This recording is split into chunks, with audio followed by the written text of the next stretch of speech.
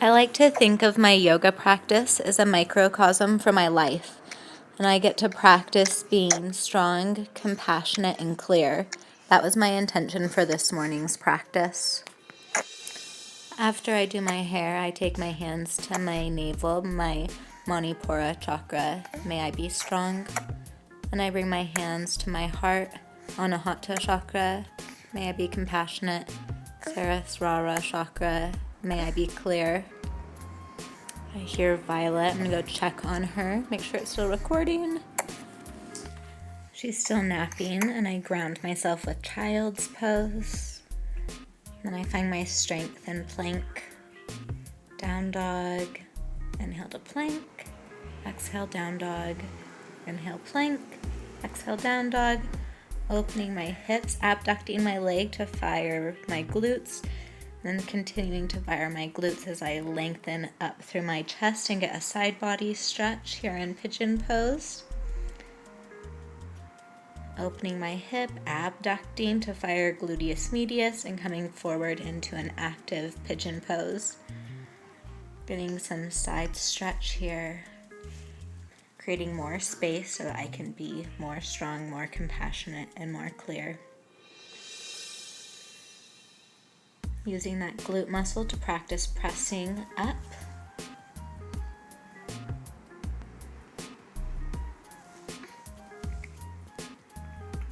Press straight up.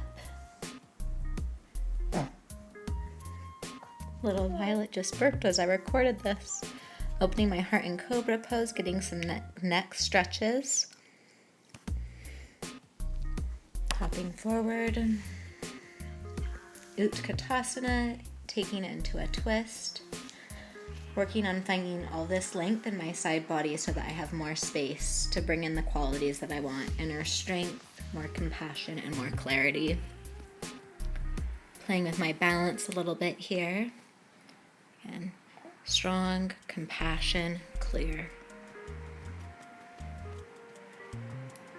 Lowering down chaturanga, curling open, downward facing dog. Pressing up and balancing, Ardha Chandrasana, taking it into a quad stretch. Shining out and transitioning back, Virabhadrasana 2 to reverse warrior. Pressing down from my hips through my feet and up again through that side length stretch. Ardha Chandrasana with a quad stretch, curling the heart open, drawing the tips of my shoulder blades into the back of my heart. Breathing. Reverse warrior.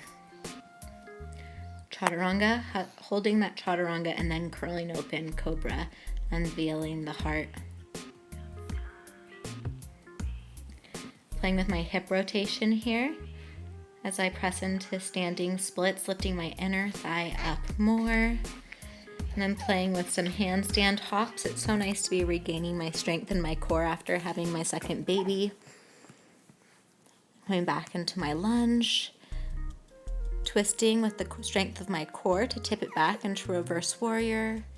And then a quad stretch, curling my shoulders back and into my heart.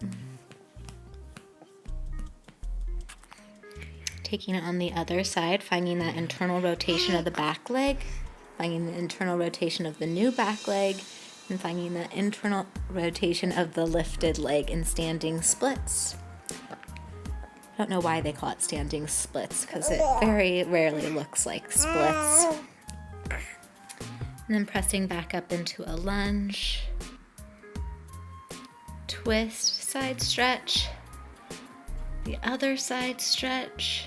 And a quad stretch. This is one of my favorite poses.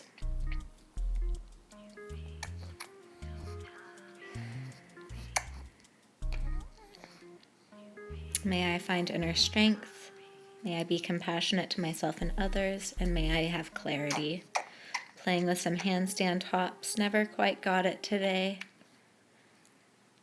Opening my shoulders and my neck. I find when my neck is tense, it stops me from being in my heart because it draws me to my head and being stressed and angry. Finding alignment in my upper neck, my cervical vertebrae. Going into pigeon, Ekapada Raja Kapotasana, taking a quad stretch with a twist, then curling the shoulders back, and then coming into mermaid pose here. My biggest struggle in this pose is keeping my floating ribs in.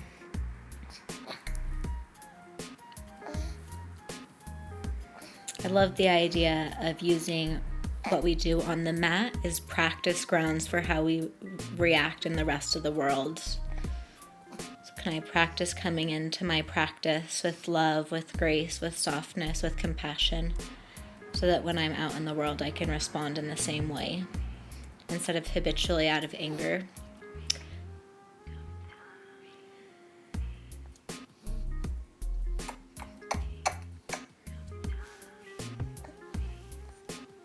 Half moon, Ardha Chandrasana, Virabhadrasana 2. Using my glutes to press through my feet to lengthen my side body, to parsvakonasana.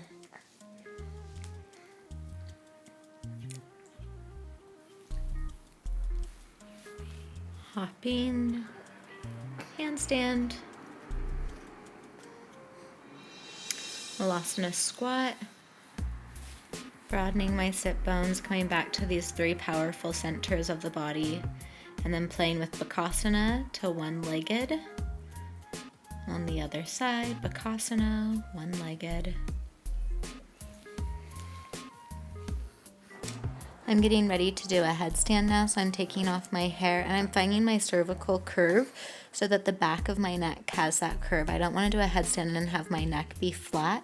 So for me, that means my chin is lifted a little bit more than normal, so that I place the floor more on my hairline, rooting down from the palate of my mouth and stretching up through my toes. And this was such a cute moment. Sage had been quietly playing in the other room with his rescue robots, but then he came out and did some headstands with me, played on his belly. I realized that I got a good practice in and probably can't be greedy and ask for more. I want to help him learn to do a handstand, but he always takes his hands away. And he thought it was really funny here to say, "Do you want a kiss?" And I'd say yes. And then he would just run into my arms instead of giving me a kiss. I'm trying to clear my head there after the headstand in case I compressed my cervical spine. Now I'm getting a hip stretch in while holding him in a trap. He's playing and trying to escape as I do a few cooling down postures. He's thinking this is really funny. Lots of giggling. Again, I have him kind of trapped with my body and he's trying to wiggle out as I get these last few postures in. Going back to those 3 centers. Thank you for this practice. May I be a peaceful, compassionate, strong, clear parent, mom, self, daughter, friend, earthling. Now he's asking for kisses. Oh, here he's like, "I want an upside down kiss." And so we're giving upside down kisses. A really, really good morning practice. Complete success. Thanks for watching. Let me know if you have any questions.